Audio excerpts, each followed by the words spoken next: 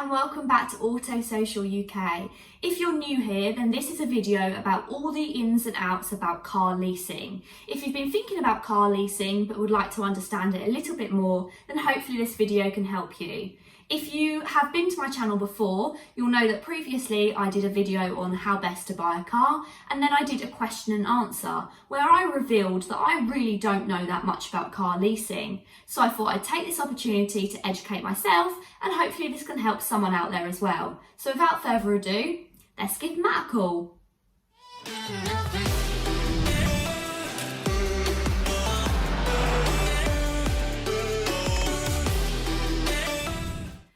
So thank you very much that Matt from Car Lease has very kindly offered to answer my questions today. So hi Matt. Hey, how are you doing? I'm very good, thank you. If you wanted to just start by introducing yourself a little bit. Yeah, so my name's Matt. I work at Car Lease UK. Been here for nearly 2 years now. Background's always been in motor trade. Used to work with BMW Mini, then to Volkswagen, and then most recently before here worked for the Car People, before it came the car shop. As one of the sales managers there, and kind of saw how the industry was changing and was always fascinated by leasing and customers that were constantly coming to seeing us and being like, right, I've got this lease deal, can you beat it?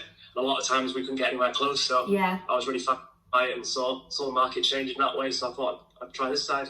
Oh, amazing. So this does tie in a little bit to what I was saying in the previous video, because I know when I used to work at Volkswagen, it's a bit, I didn't even have anyone on site who did leasing, and it was just something like, we almost just said, no, we don't do it. So I've literally never had any experience. This is why I'd like to understand it a little bit more, because yeah, there was no one on site, and if I wanted to do leasing, it was kind of just, people were sent elsewhere. Yeah, it's kind of, I think at dealerships it's kept very much so to the side. They kind of keep it out of play because I think on the PCP side, it's always kind of seen to make more money on that side of it than the leasing where it'd be less profitable. So they try and keep customers, especially personal customers, more so towards PCP, HP side products rather than the leasing, which they try and give a myth that it's just for business customers, which it isn't anymore. So yeah. Yeah, definitely. Okay, so I'm going to go through some of the questions. These are some questions that I've put together and other questions that people have actually asked me across on my Instagram as well. So we will kick it off with one of those. Okay, so a great one to start with. What are the advantages and disadvantages of leasing? Yeah, so with leasing, you can choose how long you like the contract over. Typically, it's 2, 3 or 4 years, and it's a fixed base cost, so you then know what you're going to pay each month for that, what you're going to pay initially, your mileage, everything's very much so set, so you know each month this amount is coming out, and at the end of the contract, you just hand the car back. There is also the option to have all your maintenance included, which is quite unique in a finance product, and that includes all your servicing in the whole contract, along with tyres through wear and tear, and also through punctures, along with brake discs, pads. So literally everything is included in the contract for somebody that just wants that hassle-free motoring, which is really positive for a lot of people. Disadvantages, it is slightly less flexible than some other finance products.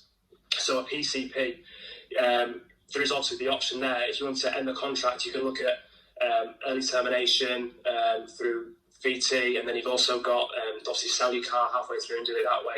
Leasing is a little bit more different to that, so it's more set for customers who like to have a fixed contract, they know what they're paying, and they don't want that kind of hassle to worry about that side at the end of it. Yeah, sure. Do you tend to find that you have quite a few customers who have had 1 or 2 PCPs and realise that they never end up owning the car, and that it's probably time to just go on to leasing? Exactly, yeah. So a lot of time people, I'm sure like yourself and myself, when I used to do that side, was PCP, you'd always go to let the customer say, right at the end of it, you'll have equity in your car and you can use that into the next deal. And then a lot of time, customers wouldn't have that. Yeah. And it's waiting for them because they come back in thinking, yeah, I've got £2,000-3,000 of equity that I can put into my next deal and do it into that. And then we see that a lot of the times now when customers come in to us at the end of a PCP going, I thought I'd have equity, I don't. Yeah. Let's talk about leasing and see what options there are there. So this is one of the reasons that I moved over to leasing. How would you describe the perfect lease customer? Yeah, so it's somebody that knows either the budget they're after or the car they're after. A lot of the time we'll get asked the question is, what's your best deal? And so what might be the best deal for somebody might be a Ford Fiesta, and I can then say, yeah, I've got this brilliant deal on a Range Rover Sport. It's best deals, there's thousands of deals. We work across, leasing brokers work across thousands of different makes and models available. So it depends upon you going, right, actually I'm looking for an SUV, looking for something like an Audi Q5 or a BMW X3, or saying, right, Matt, I've got this amount a month that I want to spend. What is available in this bracket here? I need to be an automatic. That then gives you a lot more availability and an idea of what's available at that point. And somebody who's also aware of how leasing works is also a big plus. A lot of people think that leasing is for people with bad credit, or you've got a CCJ, or you've got personal credit history problems. It's not. You need to have a good credit history with leasing, and we do get asked a lot of times by customers ringing up saying, I've got a bad credit, can I get a lease? And yeah, the answer is no. You do need to have a really good credit score, circa 850, 900 plus on Experian, in order to get accepted with a lot of the finance companies. So that's, so it's one of the things that we are asked a lot about credit. Yeah, sure. I didn't realise that it was you have to kind of, not even sure I'd get accepted. Yeah, good thing is I'm looking at, we always speak to customers before we ever try, is have a look on Experian. It's free to check. Yeah. The finance companies that we use, have relationships with, use Experian as their main check when they do a search on customers to see their credit score, and that gives you a good idea of where you are based. And one of the disadvantages to leasing is that it is restrictive in that sense, because you do need to have a good credit history in order to get an acceptance, because the rates are so good. They have such a low default rate for customers. Is leasing only on brand new cars? Yeah, so a common misconception that's seen in leasing is that you do used car leasing. Now that's more so, used car leasing is more so PCP than leasing. Leasing is all brand new cars. There may be some pre-registered offers, so cars that have been as part of an offer. A lot of the time a manufacturer or a finance company we work with will commit to having 50, 100 of a certain type of vehicle. So the same C-Class, they might go, right, we've got 100 of these cars, we need these cars to go, we're going to give a huge discount, but we need to pre-register the vehicles. So they might be pre-registered 3 months earlier. They're still brand new cars, but again, we make customers aware of that because of the implications with MOTs and everything else from that side if the car is over 3 years old. But yeah, it's all brand new cars. Okay, I didn't know that. I thought leasing, I didn't realise it was kind of like a brand new or pre-registered thing. I thought that there was kind of more options available, but that's like you're saying, that sometimes it can be twisted to sound like a lease when really it's actually not. Exactly, yeah. A lot of time people think PCP is a lease, and a PCP effectively is a rental during that time, because there's the option to buy it at the end. With leasing, there isn't that option to purchase the car at the end. You can request from the finance company at the end of the contract. However, there's nothing written in the contract to say you have the option to buy it at the end, which is a disadvantage if you want to own it. But a lot of time we see customers that don't, at the end of the contract, they just want a new car. Yeah, so, sure. It works well. Okay, so if a lease and a PCP offer both came out at the exactly same sort of figure, would you opt for would you sort of say to people to opt for a PCP as they have more flexible options, or? Yeah, so one other thing with leasing is that it actually includes road tax and full duration. So if you have a car over 4 years, you have that full 4 years road tax included. So especially on the larger vehicles, the likes of the Range Rovers, the high-end, BMWs, Audis, where road tax is quite a lot. Yeah. If the price is the same, but it doesn't have the road tax included, it only has the first year. PCP normally is only the first year road tax included. Yeah. So you've then got 2-3 years. Leasing is effectively more cost-effective. Mm-hmm. However, road tax was taken into account, and then PCP and lease will work out the same. I'd probably err more towards that PCP for a customer, because it gives them that opportunity at the end of the contract that if there is equity, there's just that little chance there is that you're in the same position there. You've got a little bit more of an opportunity to be in a stronger position. So yeah, in the rare case it is the same, I'd say probably go more towards PCP than a lease. Okay, but I take it that doesn't really happen all that often. It's quite rare. Occasionally it does happen, and I'd rather much so help a customer that way, because we find that building a relationship with somebody and let them know that it's better than being like, have a lease, it's better if it's not. So definitely also help. Okay, great. So are leasing companies stricter on the condition of the car when you hand it back? Yeah, so when you hand the car back, it is inspected by an inspector before typically being taken away to an auction. The way that leasing works is that it's based on residual value of the vehicle. So the finance company will work out what they think that car's going to be worth at the end of the contract. So if you have it over 2 years, 3 years, 4 years, they're thinking, right, what's that car going to sell for at auction with that mileage based on a certain condition, which is why condition is important. So the BVRLA are a trade body in our organisation within leasing, for making sure that conditions of the cars are set. So it's not down to a finance company saying, right, it needs to be perfect, not a stone chip on it. The BVRLA set their fair wear and tear guidelines to allow for what a vehicle should be like at the end of the contract, and we can send that guide to a customer. So normal little stone chips and little minor scratches are fine, and then they then say, right, how big a scratch can be, how big, if you curve your wheels, how much curving then you can have to millimetres, so it's all there, so a customer knows at the end of the contract how much the charges would be if they were to hand the car back and it had damage on. Sure. And we work with customers towards the end of the contract saying, right, have you got your damage on your car? We can then let you know what the charges would be if you were to hand the car back like that, or then how much it costs to get that fixed. And it's similar to PCP, because a lot of time customers don't realise at the end of a PCP contract, your car's still inspected, and it's expected to be in better condition.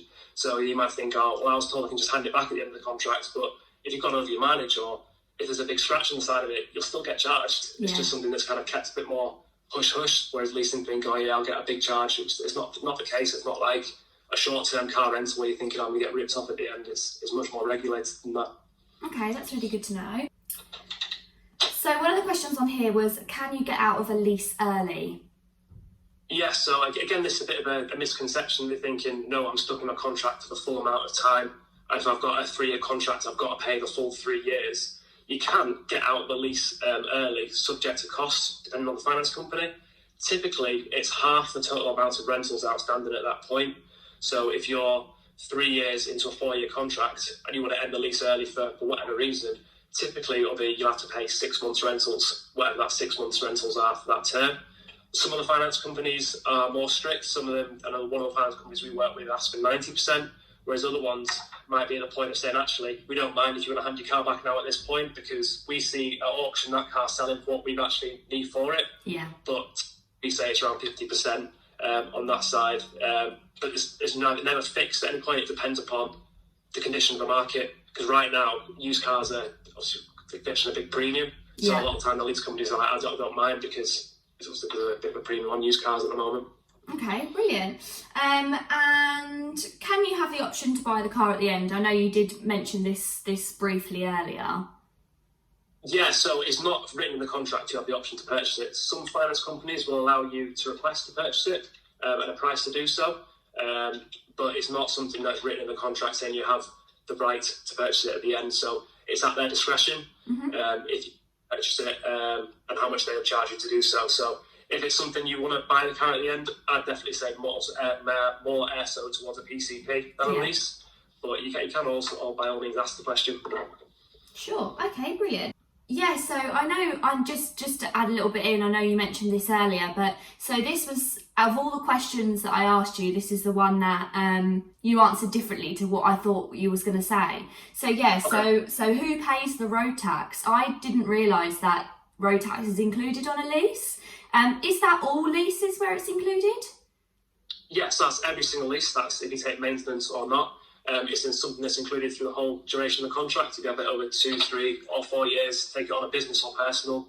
Okay. Some included throughout the whole duration. Yeah, I didn't know that. It's a big, and it's paid on the customer's behalf as well. So it's not something you have to worry about doing. Okay, brilliant. And getting to the end of the questions now. So can I get a lease with no deposit? Yeah, so within leasing, we don't call it a deposit. A lot of customers saying, right, how much deposit do I need to put down? Because there's no ownership option, we call it initial rental, and we like to call the monthly rentals that rather than payments, because a lot of people think with payments they get to own the car at the end. You would never actually own the car within a lease. So we call it an initial rental, and you can make equal monthly rentals, so you don't have to put a large amount down in order to get the best possible deal. With leasing, it's a bit different than other finance products in that it's not interest bearing. Okay. So PCP, APR, interest element. Leasing doesn't have that because it's based on residual value of the vehicle. So the total amount you pay in a contract, whether you put a large amount or a small amount down, will be very, very similar over the whole term of the contract. So if your monthly rentals were £350 and you put £350 initially, the total amount you pay would be very similar if you put £5,000 down, you paid whatever that would work out to £200, whatever it is a month over the term. So yeah, it is something that's another big positive, that it's not interest bearing, so it helps a lot of people thinking, right, well, rather than me putting £5,000 into a deal, I can use that money elsewhere and just pay a fixed monthly rental that side. So okay, brilliant. And finally, so is leasing just for businesses? No, again, it's another misconception that previously leasing was very much so. You need to have a company car allowance, you need to have all these different levels or be a business customer. Now it is a lot more geared more towards personal and business customers. So you can, as long as you had a good credit history, you don't have to have a company car allowance. You just have to show the affordability. In that, obviously, they'll you fill out a financial proposal form that you meet the affordability criteria. But yeah, personal and business customers. Okay, amazing. So yeah, that's pretty much kind of all the questions that I had that people had asked me and sort of that I could think of that I wanted to know, because like I said, it was kind of like a hush-hush thing in my dealership that we didn't really talk about lease, but I did know that they were really competitive sort of prices out there. And I guess I'd started feeling a little bit guilty doing this channel, because I'm always still pushing PCP deals when I'm working with dealers, when realistically I do know that there's some really good sort of lease options out there. Yeah, definitely. So we work with every different manufacturer and have direct relationships with 6, maybe 7 finance companies directly that we work with, along with 20, 30 indirect relationships as well. So at any one point, we have a massive amount of different deals available depending upon the customer. So an offer that's really popular right now for somebody that's needing a car for quite a short term with everything going on in the environment with COVID and everything happening there is a Ford Fiesta, because a lot of people now are going, right, I want something, a cheap little run around that I can have for 2 years. I'm not doing a lot of mileage. And the cost of these is minimal when you think of what it is. Sure. And then another popular option we have now with customers moving more so towards the hybrid side and the electric vehicle side with the company car benefits in doing so in the tax is the Range Rover P400e and hybrid options as well, Audi e-tron. Toyota hybrids have always been really popular. We're doing really well on electric cars at the moment because a lot of business customers are coming more so towards the electric side, especially with company car tax benefits now, which is another big positive for businesses on leasing, in that it's best to speak to your accountant, but if you were to lease a car, it can be more cost effective for the business than to purchase it and do it that way. Not something we'd ever advise, always speak to your accountant, but we've seen a lot more businesses go this way and do that, so to help them. Okay, brilliant. So I guess lastly, it would just be, if people are looking for a great deal on a lease car, how can they get hold of you? Yeah, so our website is www.carlease.uk.com. My Instagram personally is Matt Car Lease, and then the business Instagram is Car Lease UK. So you can go on there. We deliver nationwide. Another thing within leasing, the car is delivered directly to you. And then collected at the end of the contract directly from you, so it can be delivered to your home or your work address. Get delivered anywhere in the UK. Give us a call, drop us an email, and we'll have to help with anything. Okay, amazing. Well, thank you so much for obviously taking the time to explain this all to me and get me to understand a little bit more. And I hope that this helps somebody watching this. And gives people a lot more options for buying their next car. Brilliant. Yeah, that's great to talk to you. Thank you so much. Bye. Thank you so much for watching. If you wanted any of Matt's details and want to get in contact with him, then I'll pop all of his information in the description box. If you've liked this video, then please don't forget to give it a massive thumbs up, get involved in the comments, and of course, as ever, please subscribe to my YouTube channel. Thank you so much. Until next time, bye.